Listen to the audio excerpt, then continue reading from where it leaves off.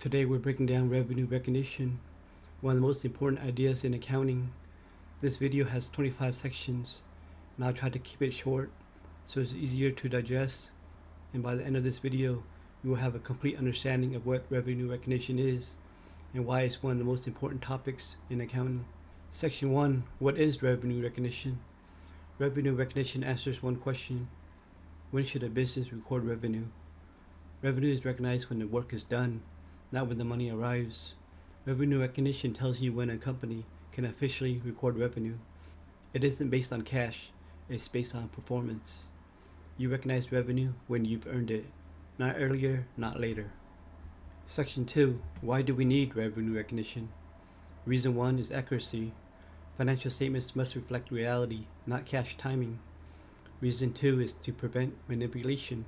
Companies cannot boost profits early by recording revenue before earning it. Reason 3 is consistency. It lets investors compare companies fairly. Reason 4 is that it matches reality. Payment timing doesn't equal performance timing. Section 3, the ASC 606 framework. ASC 606, or Accounting Standard Codification 606, uses the 5-step model used in schools, CPA prep, and real companies. A simple trick to memorize the 5-step is start with the phrase "I am a star," but remove the AMA, so you're left with ISTAR. Let's go through what each letter means and the 5 steps involved. So step 1 is I, identify the contract. Step 2 is S, identify separate performance obligations. Step 3 is T, determine the transaction price. Step 4 is A, allocate the transaction price. Step 5 is R, recognize revenue when or as obligations are satisfied. Section 4. What students should know about revenue recognition. Beyond the 5 ISTAR steps, there are several concepts that students should understand to apply the standard correctly in real situations. ASC 606 covers all industries and business models: retail, consulting, freelancing, construction, SaaS, subscriptions, tools, gyms, contractors, and software companies all follow the same 5-step model. If a business earns revenue, ASC 606 applies. Unearned revenue is a liability. When a customer pays before receiving the product or service, the business has an obligation. This is recorded as unearned revenue. It becomes revenue only when the performance obligation is satisfied. Performance obligations are critical. Most mistakes occur in step 2. A single contract can contain multiple promises. Examples include software plus training, a product plus an extended warranty, or construction plus maintenance. Identifying separate performance obligations determines how and when revenue will be recognized. ASC 606 applies only to accrual accounting. Revenue recognition is part of the accrual method. Under cash basis accounting, revenue is recognized when cash is received, not when earned. Students must understand which method a business uses. Collectibility matters in step 1. A contract only exists if it is probable the customer will pay. If collectibility is doubtful, revenue is not recognized until payment is received or uncertainty is resolved. Contracts can be modified. Real contracts often change. ASC 606 includes rules for upgrades, downgrades, extensions, and change orders. The original performance obligations may change when the contract is modified. Standalone selling prices. With multiple performance obligations, the transaction price must be allocated based on the standalone selling price of each item. This value can be observed directly or estimated. This is essential for bundled products and services. Standalone selling prices can be estimated using market assessment method, expected cost plus margin method, or the residual method when prices are not directly observable. Revenue must match performance. Revenue is recognized when work is performed, not when cash is collected. This creates common accounts, such as accounts receivable and unearned revenue. The timing of revenue depends entirely on when the business fulfills each obligation. The ISTAR model works for all industries. Although companies have different business models, all of them use the same 5-step framework. The model is universal and does not change by industry. Section 5. Simple real-life examples. In every example, the rule is the same. You recognize revenue when you satisfy the performance obligation. Example 1. Coffee shop. You pay $5. They hand you the coffee. The performance obligation is satisfied. Revenue recognized immediately. Example 2. Gym membership. $600 for 12 months. Revenue recognized is $50 per month as the gym provides services. Example 3. Tutor paid upfront. $300 upfront for 6 sessions. Revenue recognized each session, not when cash is collected. Section 6. Complex examples. Example 1. Laptop plus warranty bundle. Price $950. The standalone prices are for the laptop $900. The warranty is $100. Allocate proportionally. Laptop $855. Warranty $95. The revenue timing is laptop now. Warranty is over 12 months. Example 2. Software subscription plus setup fee. The monthly subscription is $100. The setup fee is $200. The contract is 12 months. Setup fee must be recognized over the contract. $200 divided by 12 equals 16.67 per month. So the monthly revenue is 100 plus 16.67 equals 116.67. Section 7. Cash versus revenue. Revenue is earned. Cash is paid. They rarely happen at the same time. Cash early is unearned revenue. That's a liability. Cash late is accounts receivable. That's an asset. Understanding this difference is critical. Under ASC 606, when revenue is recognized before the right to bill the customer, the amount is recorded as a contract asset. When cash is received before performance, the amount is recorded as a contract liability, which is the same concept as unearned revenue. Section 8. Cash versus accrual comparison. Under cash basis accounting, revenue is recognized when cash is received. Under accrual accounting, revenue is recognized when earned, following the ISTAR model. Under ASC 606, cash basis ignores performance obligations and timing differences. Accrual accounting matches revenue to the actual work performed. Section 9. Multiple deliverable example. A marketing agency sells a package that includes 3 deliverables: a full website redesign, monthly hosting for 12 months, 3 months of ongoing support. Total contract price $6,000. Standalone prices are website redesign $4,500, hosting is $900, support is $650. Total standalone is $6,050. Now we just allocate the $6,000 proportionally, so the redesign gets about $4,463, hosting gets $893, and support gets around $645. So as you can see, it's just each item's standalone price divided by the total standalone prices, then multiply by the total of the contract price. And the revenue timing for each is: the website redesign is recognized when delivered. The hosting is recognized evenly over 12 months. For the support is recognized over 3 months. This example shows how separate obligations affect revenue timing. Section 10.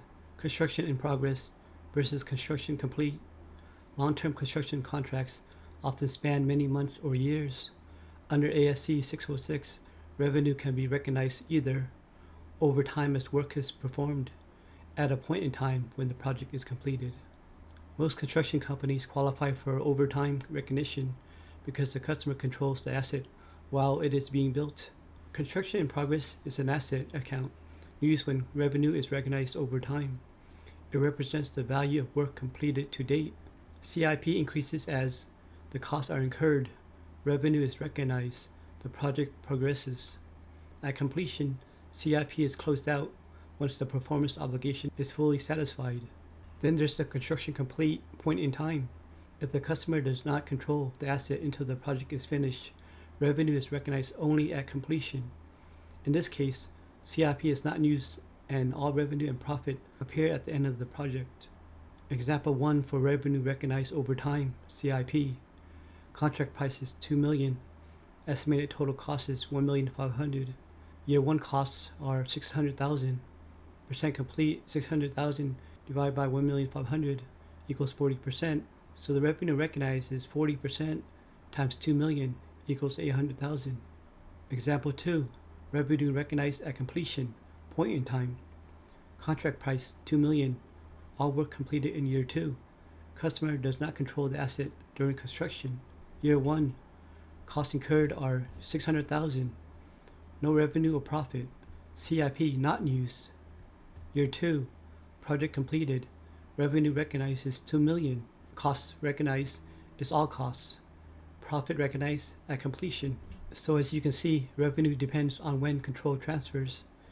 If control transfers over time, you use CIP and you recognize revenue as work is performed. If control transfers at completion, everything is recognized at the end. ASC 606 allows two types of progress measures: input methods like cost to cost, and output methods like units delivered or surveys of performance, but construction almost always use an input method. Now here's the cost to cost method. When overtime recognition applies, companies usually use the cost to cost method.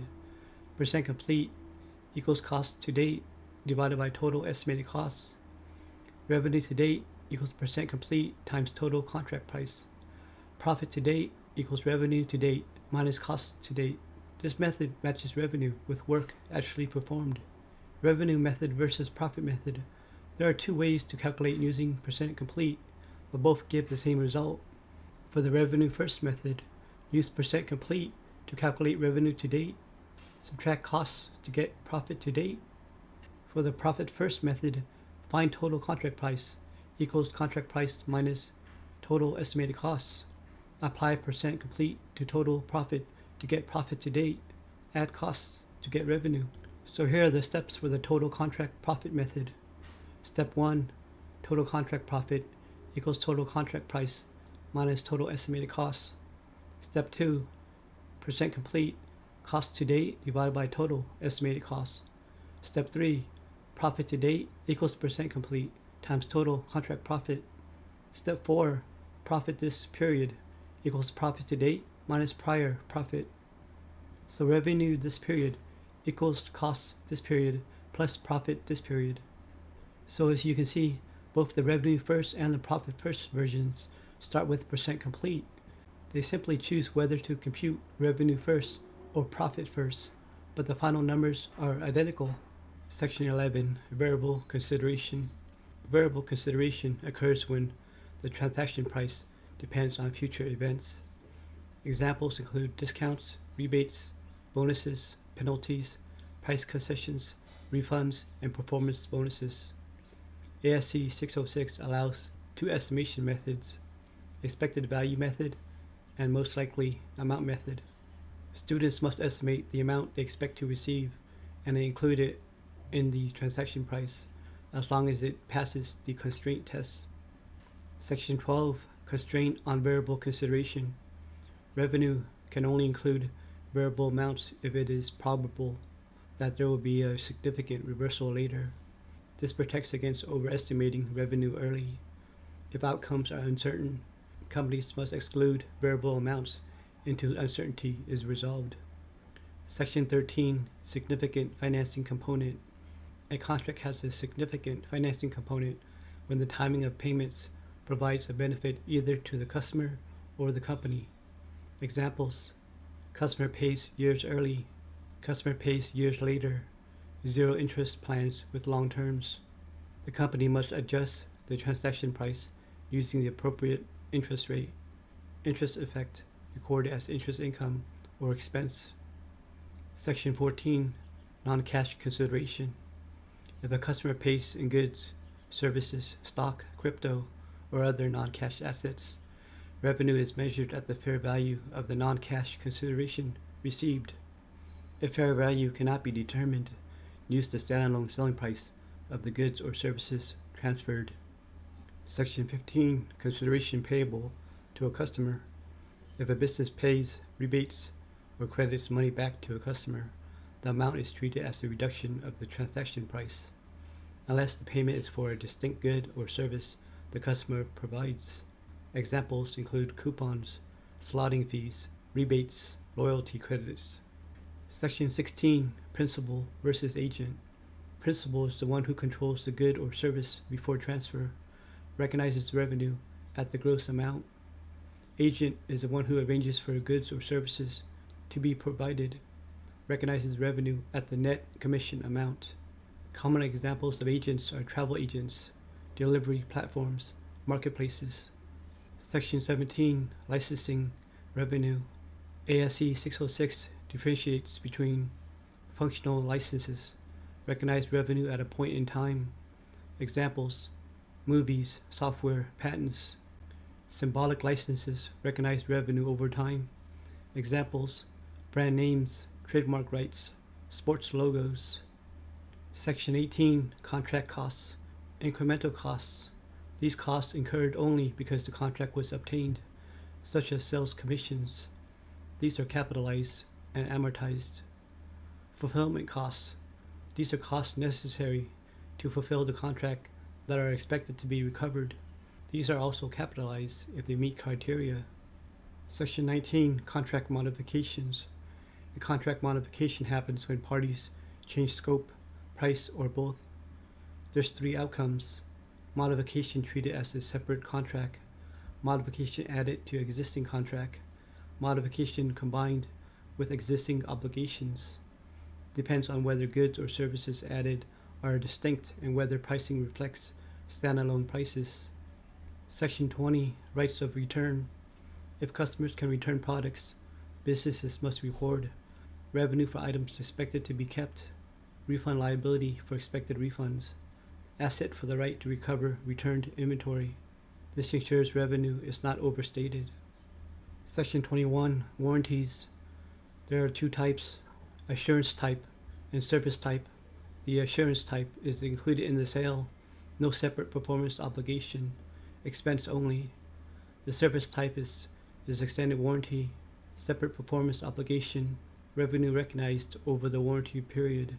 Section 22, Build and Hold Arrangements. Revenue can be recognized before delivery only if very strict conditions are met. Customer requests the arrangement. Product is separately identified. Product is ready to deliver. Company cannot use the product for anything else. Section 23, Consignment Arrangements. In consignments, the business keeps control of inventory until the consignee sells it.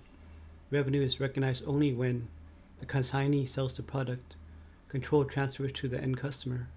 This prevents premature revenue recognition. Section 24, Common mistakes students make. 1. Recording revenue when cash is received. Many beginners treat cash as revenue. Under accrual accounting, revenue is recorded when the performance obligation is satisfied, not when the money is collected. 2. Ignoring multiple performance obligations. Students often treat a bundled contract as one single promise. In ASC 606, each separate performance obligation must be identified and recognized separately. 3. Forgetting to allocate the transaction price.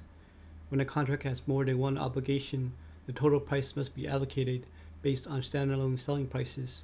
Skipping this step leads to incorrect revenue timing. 4. Recognizing setup fees upfront. Setup fees, activation fees, and onboarding fees are rarely earned immediately. They are usually part of delivering the service over time. 5. Confusing accounts receivable and unearned revenue. Accounts receivable is earned but unpaid. Unearned revenue is paid but not earned. 6. Recognizing revenue before collectability is probable. If it is unlikely a customer will pay, revenue should not be recognized until collectability improves or payment is received. Section 25, Key Takeaways. Revenue is recognized when earned, not when cash is received. ASC 606 uses the 5-step ISTAR model. Identifying separate performance obligation is critical. Transaction price must be allocated when a contract includes multiple deliverables. Cash received early becomes unearned revenue. Work completed before payment becomes accounts receivable. Revenue recognition applies to all industries under accrual accounting. Revenue recognition is one of the most important topics in accounting, and understanding the ISTAR model gives you a clear, structured way to apply it in any industry. Mastering this concept will make the rest of financial reporting, accrual accounting, and bookkeeping much easier to understand.